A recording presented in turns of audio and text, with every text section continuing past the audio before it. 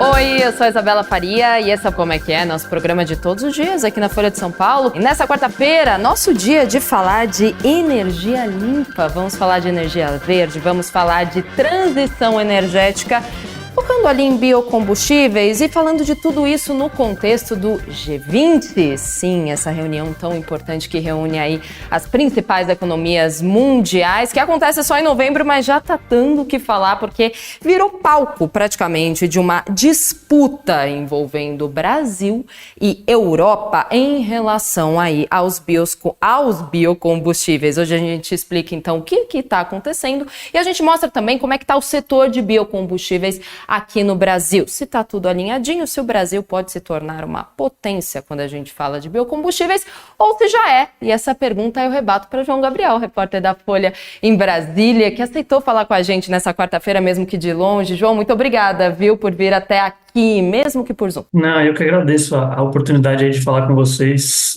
sempre que precisarem, é só chamar. Vamos começar então falando de uma matéria que você escreveu. Você disse o seguinte, que o G20 justamente virou palco de disputa entre Brasil e Europa por conta dos biocombustíveis.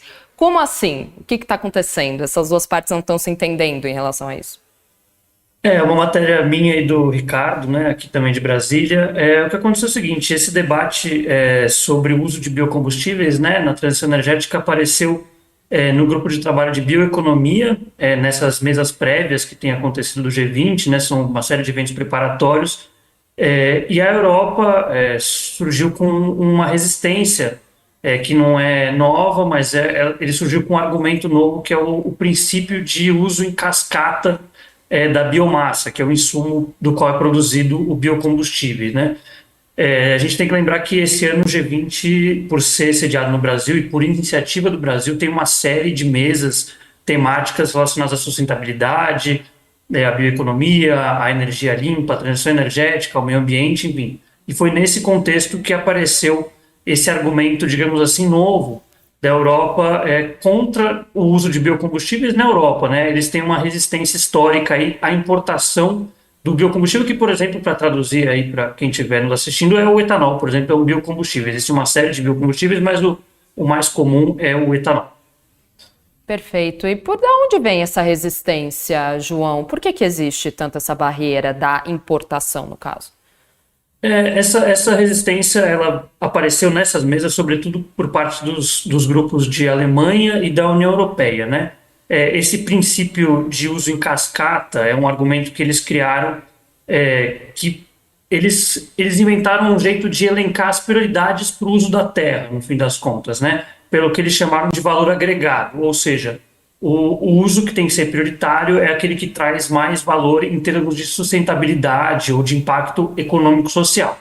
Esse princípio cascata, então ele vai dizer, por exemplo, que primeiro uma produção deve ser usada para a produção de alimentos, por exemplo. Em segundo lugar, para a produção de ração ou insumos para a produção de alimentos, né? Ração para boi, por exemplo, ou adubo, enfim. Em terceiro lugar, digamos assim, né, obviamente um exemplo hipotético aqui, no caso da madeira para a produção de móveis ou de itens de consumo da casa, né? E nessa série de prioridades de valor agregado que esse princípio criou, o biocombustível, que ele usa só aquele resto, né, da produção para a produção de energia, esse biocombustível acaba sendo o último ou um dos últimos sempre na linha de prioridade. Eles consideram como um que tem pouco valor agregado, por conta dessa visão de prioridade para a produção alimentícia, quase sempre, depois para a produção diretamente voltada a bens, digamos assim, genericamente falando, do cotidiano, né? Produção de móveis, no caso da madeira, ou de itens para casa, remédios, enfim. Eles colocam uma série de setores que têm prioridade nesse critério de valor agregado, e os combustíveis e a produção de energia, a partir da biomassa, fica lá no final. Perfeito. E essa importação é em relação a somente os biocombustíveis do Brasil ou não? Dos Estados Unidos, por exemplo, eles também não consideram nenhum tipo de importação?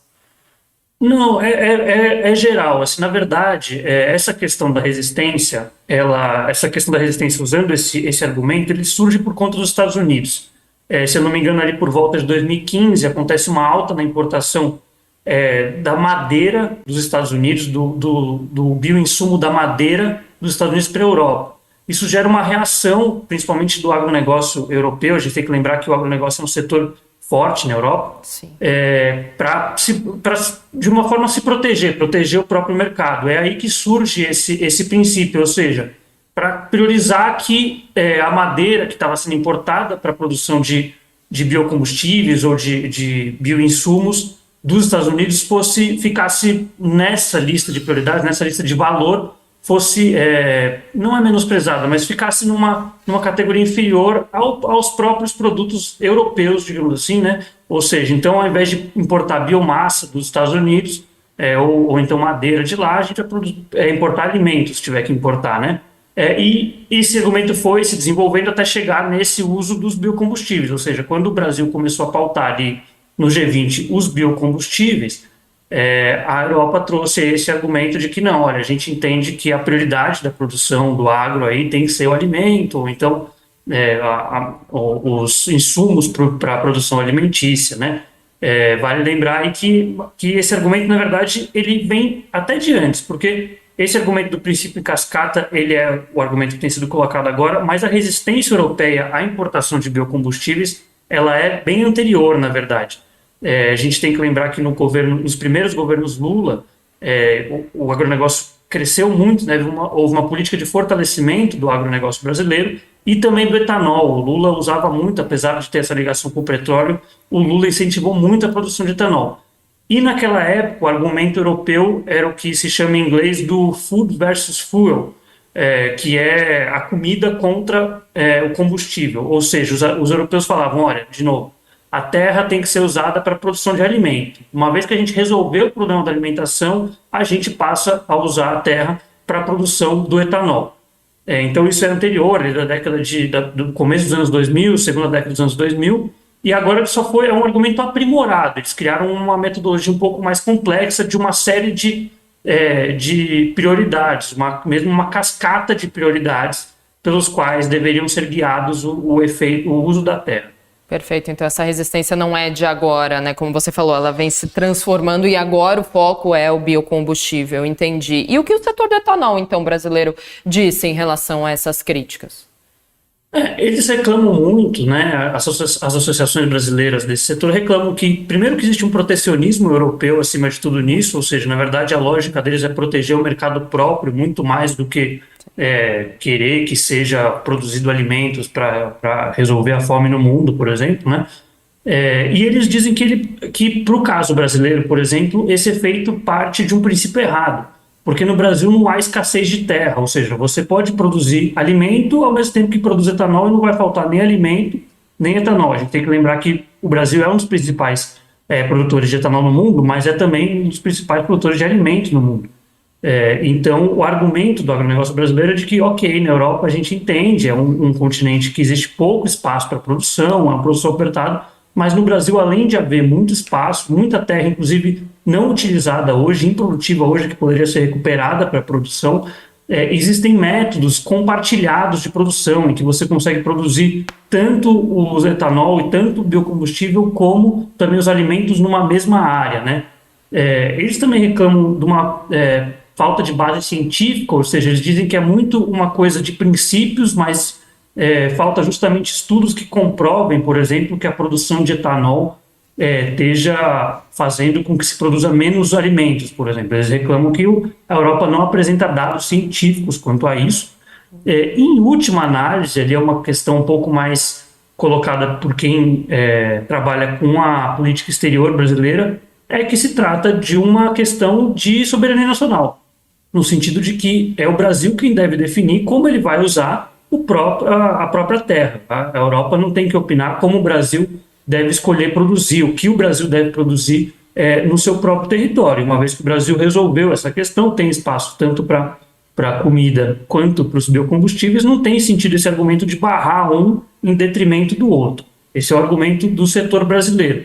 A gente tem que lembrar também que no G20 desse ano, nos eventos, tem bastante incentivo do setor agropecuário, do agronegócio, sobretudo do setor de cana.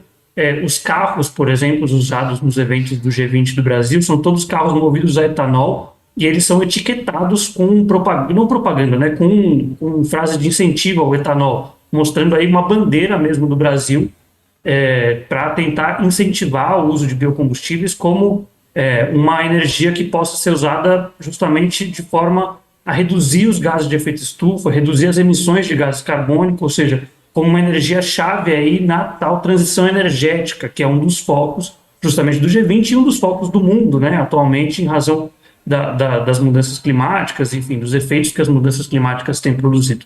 Perfeito. Mas esse setor aqui do etanol aqui no Brasil já considera voto vencido no caso da importação. Eles estão reclamando, claro, que não há estudos científicos, né, que baseiem, claro, toda essa situação, mas eles já consideram que a importação em relação à Europa, por exemplo, não vai acontecer, né?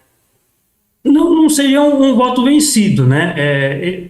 Existe aí uma questão também estratégica, né, de como a Europa vê o uso de biocombustíveis, né? A Europa, por exemplo, tem adotado uma linha mais voltada para os carros elétricos do que para os carros a etanol.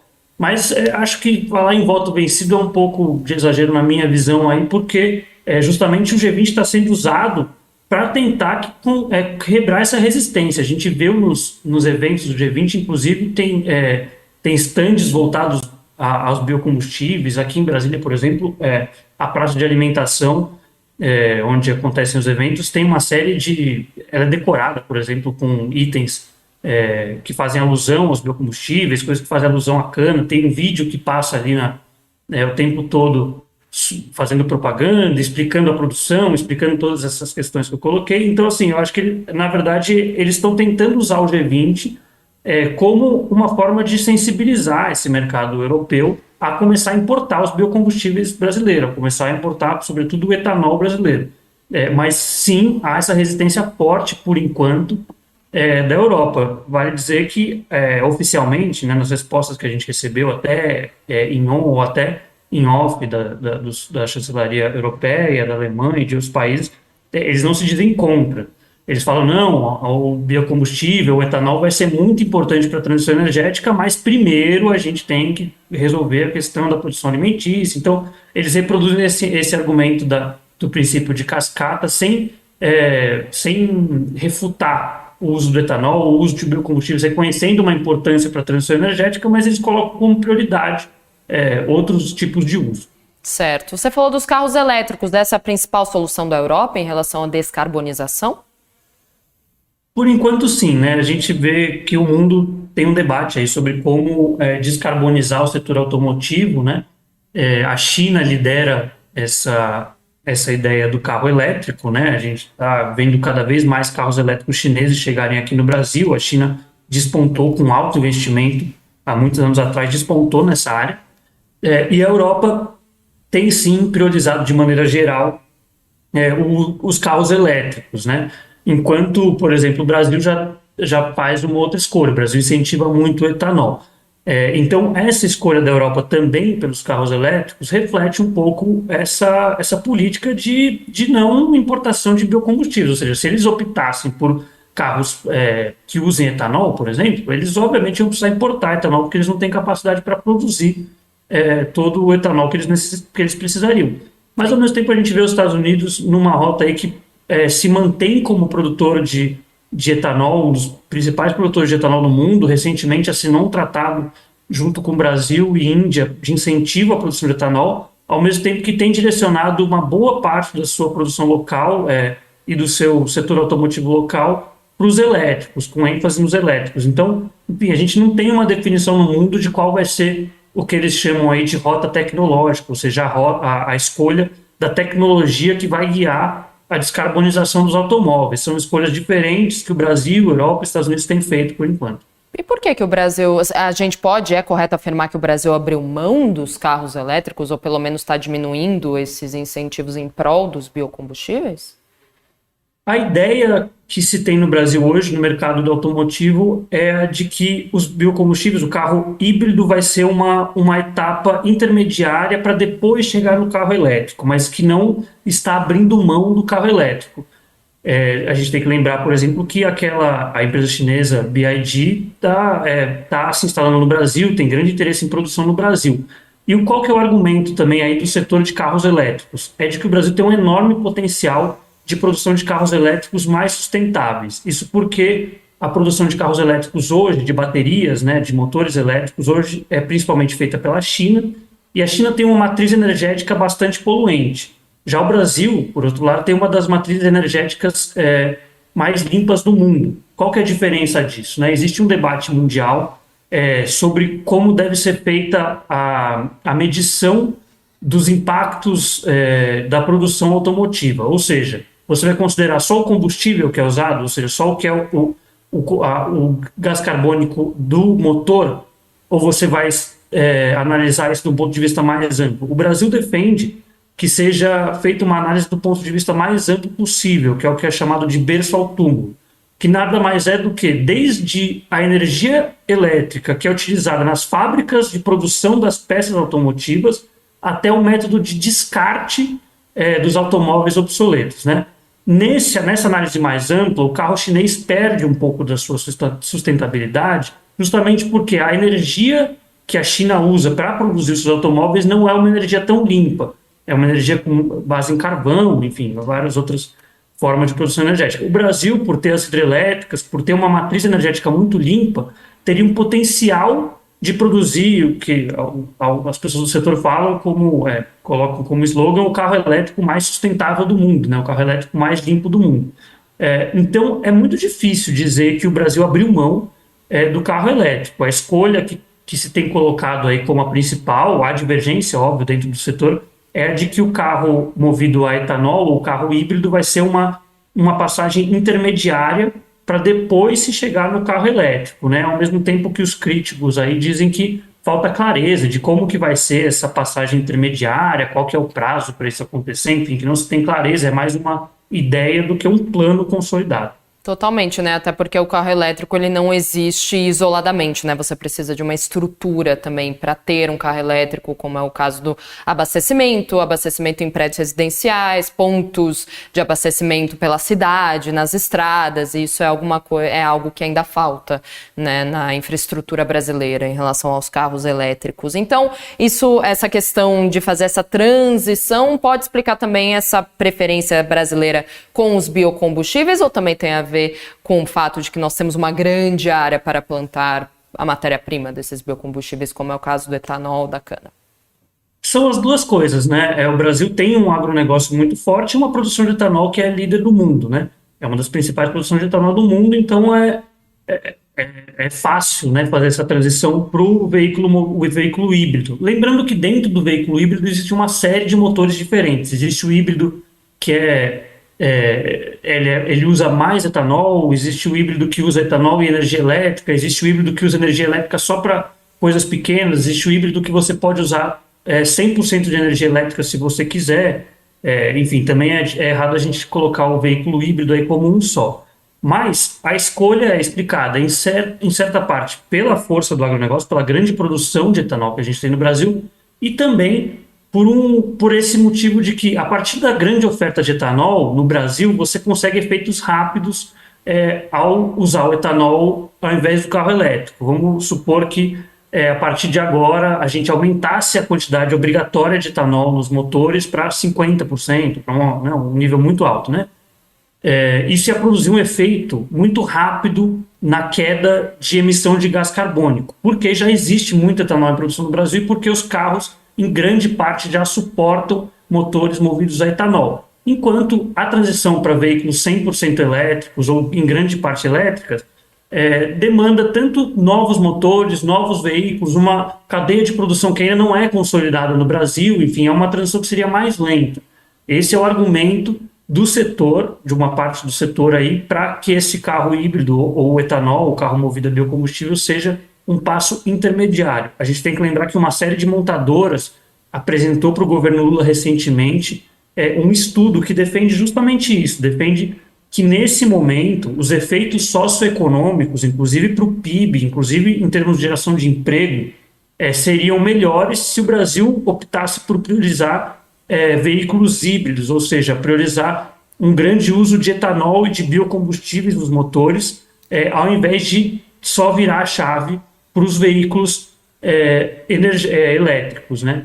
Justamente por essa questão de que, se você levar em consideração toda a cadeia produtiva dos carros elétricos hoje, é uma cadeia produtiva que ainda tem uma grande quantidade de emissão de gás carbônico pela produção dos carros lá na China. Perfeito. Então, o governo brasileiro, o governo federal, está vendo toda essa movimentação do setor de biocombustíveis com bons olhos, né? Há algum incentivo por parte do governo, não?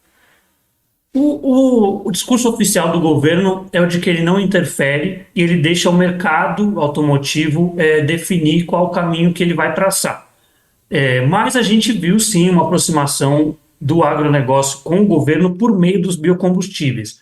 Uma série de eventos aí realizados pelos setores do agro tem trazido ministros e integrantes do governo para tratar de biocombustíveis. A gente tem que lembrar que o agronegócio é um setor mais identificado ao bolsonarismo, né, nos últimos anos, é um setor que impulsionou o governo Bolsonaro em grande parte, e é um setor que no Congresso, sobretudo, aplicou uma série de derrotas ao governo Lula 3, desde que ele começou.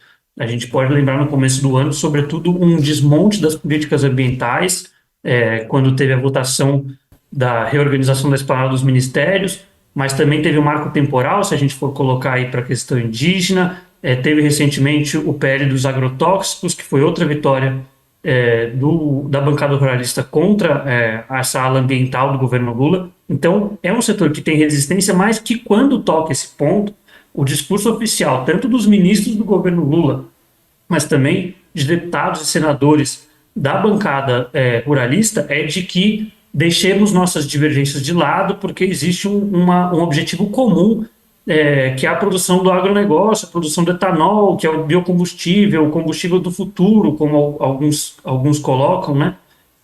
Então existiu essa grande confluência de interesses mesmo entre o governo e o agronegócio, especificamente para os biocombustíveis.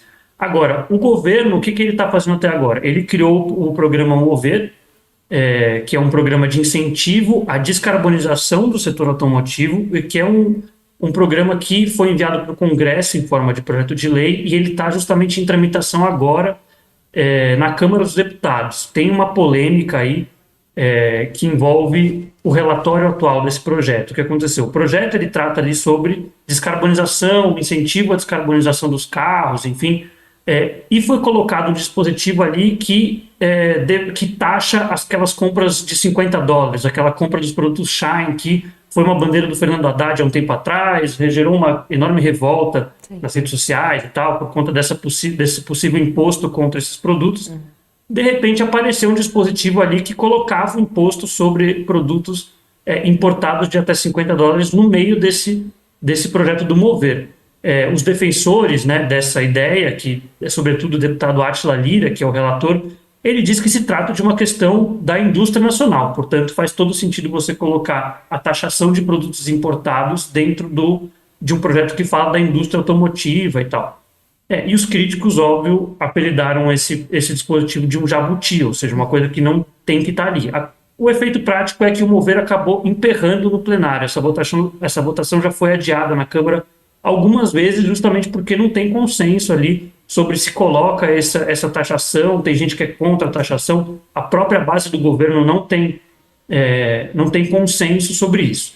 Então, tem isso rolando na Câmara dos Deputados agora, e além disso existe o IPI Verde, que é um instrumento que vai determinar a quantidade de imposto que deve ser pago pelo setor automotivo, a depender da quantidade de emissão que o veículo, por exemplo, a quantidade de emissão de gás carbônico de determinado veículo. Esse é um projeto que está no governo para ser regulamentado, um projeto que a indústria tem muita expectativa, porque, em tese, é ele que vai conseguir criar as diretrizes justamente para a descarbonização, ou seja, na ideia, né, a gente não sabe como vai vir na prática, o veículo que poluir menos, ele vai pagar menos imposto, portanto ele vai ter benefício, né, vai ter um incentivo maior para a compra e para a produção de veículos de baixo impacto. Só que ainda há uma enorme incerteza de quais vão ser as regras. Aí entra de novo a questão da medição, se vai ser essa medição mais ampla, como que vai ser feito esse escalonamento, como que vai ser feita, enfim, essa questão de motores híbridos, se vai ser uma categoria só ou se vão ter várias categorias para os motores híbridos. Como que a gente vai mensurar o motor elétrico vindo da China? Enfim, existe muito debate aí. Esse projeto está em regulamentação no governo ainda, não é aí parte do Congresso, está ali no Ministério do Geraldo Alckmin, no Ministério da Indústria, e é uma expectativa, esse é provavelmente o projeto ou a lei, a regulamentação que vai direcionar a descarbonização do setor, pelo menos de maneira geral, do setor de automóveis no Brasil. Aguardaremos então, né? O setor está se mexendo e a gente também acompanha os avanços desse setor, inclusive essa situação com Europa e Brasil em relação aos biocombustíveis que a gente vai ver agora nessas reuniões que vão acontecer do G20, antes da cúpula de fato que vai acontecer aqui no Brasil em novembro. João Gabriel, repórter em Brasília da Folha. Muito obrigada, João, pelo papo. Gostei muito de falar contigo. Volto sempre e sugira outras pautas também para falar de transição energética ou de outras coisas. Muito obrigada. Pode deixar, eu que agradeço e é isso. Vou propor pautas sempre que precisarem, estamos à disposição. E muito obrigada a você também que assistiu Como é que é de hoje. Amanhã estaremos aqui. Tchau.